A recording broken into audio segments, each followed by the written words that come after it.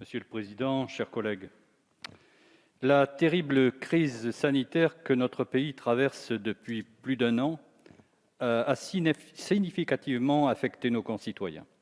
Sur le plan sanitaire, bien sûr, avec une surmortalité qui a plongé de trop nombreuses familles dans l'affliction, et pour les personnes qui se sont remises de la maladie, des séquelles parfois importantes, des séquelles parfois très importantes.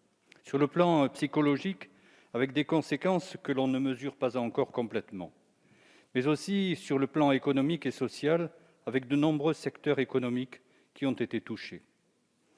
Tous nos concitoyens n'ont de surcroît pas été égaux devant la maladie.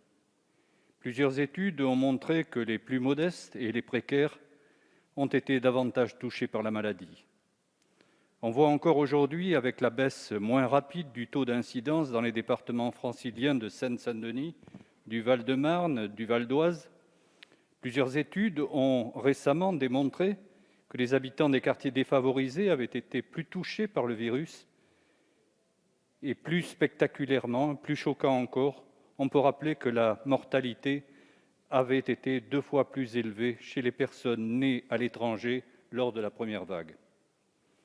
Au-delà de cette première inégalité en termes sanitaires, on a constaté également que la crise creusait des inégalités sociales. On l'a vu avec l'exemple frappant des étudiants privés de leur petit boulot, isolés et confrontés à une détresse spectaculaire. Les pertes de revenus lors du premier confinement ont, selon une enquête de l'INSEE parue le 8 avril dernier, touché un quart des ménages, 35% des 10% des plus modestes. L'INSEE relève que 300 000 emplois ont été détruits entre décembre 2019 et décembre 2020, touchant d'abord les intérimaires, les CDI, les saisonniers, éternelles variables d'ajustement de l'économie. Les files d'attente aux distributions alimentaires ont frappé l'opinion et les associations font tout état de la hausse spectaculaire du nombre de bénéficiaires. Plus 45% au Secours populaire, plus 30% au Restos du Cœur, dont beaucoup de nouveaux qui affluent sans discontinuité depuis mars 2020. Ces semaines de confinement, total ou partiel, ont rendu plus visibles les inégalités et creusé l'écart déjà abyssal qui sépare les conditions d'existence des Français en raison de l'essor des formes atypiques d'emploi. À propos des jeunes, on pourrait presque parler de génération Covid sacrifiée. Or, il faut leur assurer une sécurité du revenu sous forme du RSA jeune ou de garantie jeune, comme mes collègues Boris Vallaud et Hervé Solignac l'ont récemment proposé.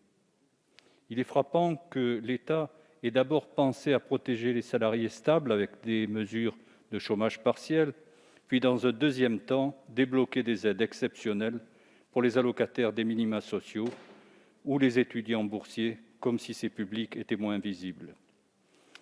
Les plus précaires ont également souffert de la fermeture des services publics et de leur numérisation accélérée. L'INSEE rappelle que 18% des ménages français n'ont pas d'ordinateur, un taux qui grimpe à 30% chez les 10% les plus modestes et 14% n'ont pas de connexion à Internet.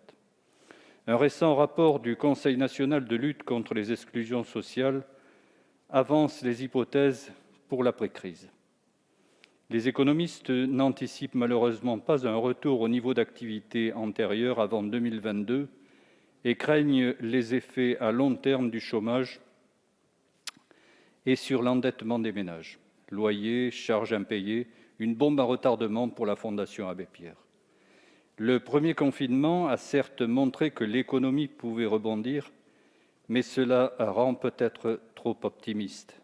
Le chômage de longue durée, par exemple, est à un très haut niveau. Les effets psychosociaux peuvent, eux, se faire sentir à travers le décrochage scolaire, une recrudescence de certaines addictions, comme le jeu ou l'alcool, et bien sûr les violences intrafamiliales. Pour toutes ces raisons, il nous semble indispensable d'initier des actions fortes en faveur des plus fragiles de nos concitoyens, qui devraient être financées par de nouvelles ressources fiscales afin d'aboutir à une meilleure redistribution. Même le FMI, par la voix de son responsable des affaires budgétaires, a récemment incité les États à faire payer un impôt de solidarité par les hauts revenus et les entreprises ayant prospéré pendant la crise. Le gouvernement est attendu sur ce terrain. C'est une question d'équité autant que d'efficacité économique.